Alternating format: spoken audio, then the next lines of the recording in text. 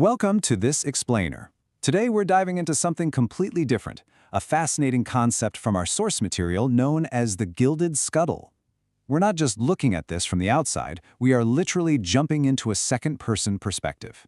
You're going to experience what it's actually like to be reborn as a wild cockroach. Yeah, I know, no way, right? But seriously, it is a truly grueling, emotional odyssey of survival, instinct, and resilience.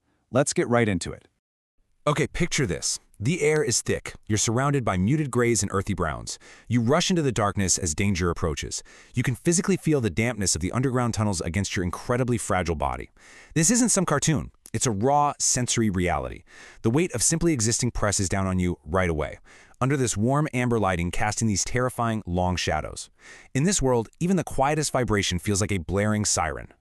So we're going to map out this journey across 4 distinct life stages: birth, childhood, adulthood, and finally, old age. Starting right at the beginning with Stage 1, birth and vulnerability. Your story doesn't start with a celebration. It begins in absolute, sheltered secrecy. You emerge from an egg case shoved deep inside a wall crack, or maybe echoing away in a city sewer. And those first moments, they're totally defined by extreme darkness, utter uncertainty, and this sudden, gnawing hunger. It's terrifying, honestly.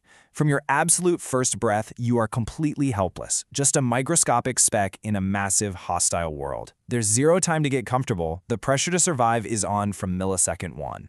Which brings us to Stage 2, childhood and learning to survive. As a young nymph, you've got this natural curiosity, but you have to balance it perfectly with intense survival pressure. Your instincts wire themselves instantly. Step 1, your antennae pick up a tiny vibration. Step 2, boom, a rapid escape response kicks in before your tiny brain even registers what the threat is. Step 3, you squeeze yourself into a narrow hiding space barely wider than your own body. You're learning the ropes, avoiding sudden predators, scavenging for tiny food scraps, and slowly getting tougher with every single close call. Moving right along into Stage 3, relentless danger and struggle. Now, look at how the odds are staggeringly stacked against you here. It's never just one predator. You are facing a relentless barrage of threats. We're talking spiders and rodents hunting you in the dark, extreme temperatures, complex human traps, toxic pesticides literally engineered to wipe you out, and sudden storm drain floods that can just wash your entire existence away in seconds.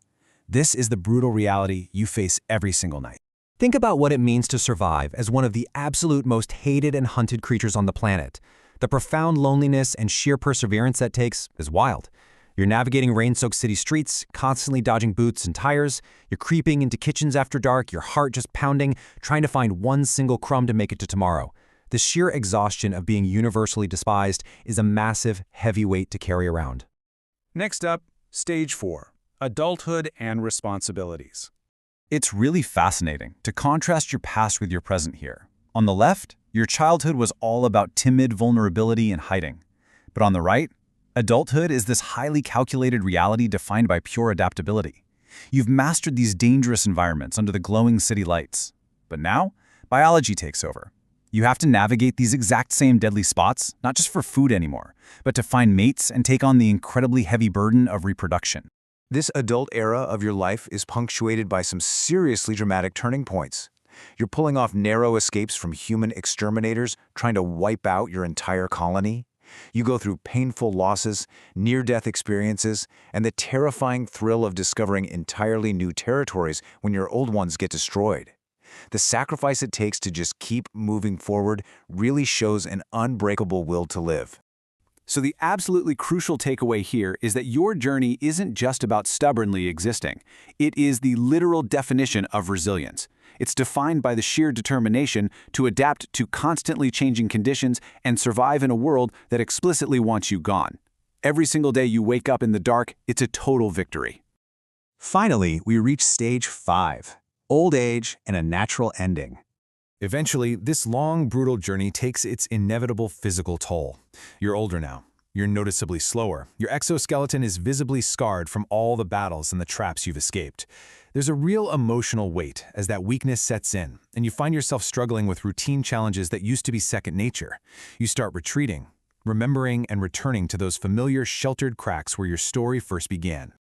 And this is where your odyssey comes to a quiet, solemn close. After an entire lifetime of dodging death, of being hunted and hated, there is a certain dignity in surviving long enough to face your final challenges on your own terms. It's a meaningful, entirely natural conclusion to a truly epic life. Despite everything, you beat the odds. You lived.